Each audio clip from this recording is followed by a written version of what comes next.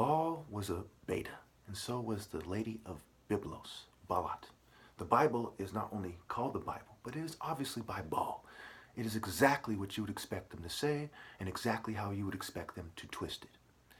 And certainly, the Baal-like people who were the offspring of Set in the Roman Empire, as in Greco-Roman mythology, were Set and Ananke, Set/Chaos and Ananke, are said to be the progenitors of the entire Greco-Roman races.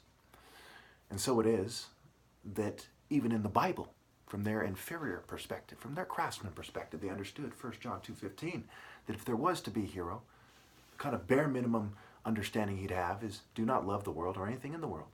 If anyone loves the world, love for the Father is not in them. They understood in Psalms 119:100, I have more understanding than the elders, for I obey your precepts. Obedience. Obi, meaning king, and obedience. And so it is in Proverbs 21:1 and 2. In the Lord's hand, the king's heart is a stream of water that he channels toward all who please him. A person may think their own ways are right, but the Lord weighs the heart.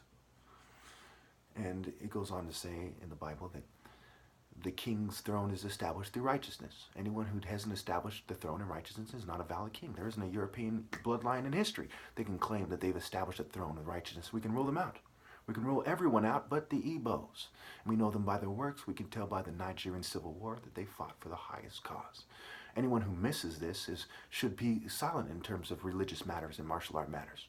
If they don't have the heart to tell the truth about it, how much more silent should they be?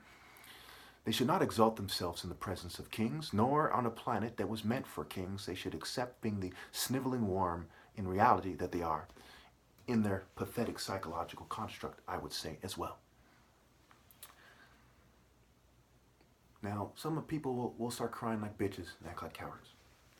Proverbs 28:23, whoever rebukes a person will in the end gain favor rather than one who has a flattering tongue. If you think in terms of this world, you've already failed. You're a Set fucking offspring coward. You are a pussy like your father, the devil, who didn't have the heart to face the martial art challenge. Life is a martial art challenge.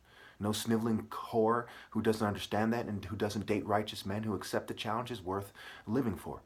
A planet that is a floating shithole where all kinds of animals are taking craps all the time is not worth living in without the true spirit of God. The true spirit of righteousness, the core of righteousness. An atheist who denies that righteousness exists and that we can tell in an energy and a spirit is a fucking idiot.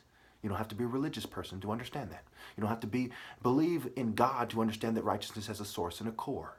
The argument, period, for all people, it's a universal argument, is the core and the source of righteousness is masterfully and best and only conveyed through the African martial art order. Once it is betrayed, there is no righteousness after that, just sniveling beta, wig-wearing, bitch-type pussies.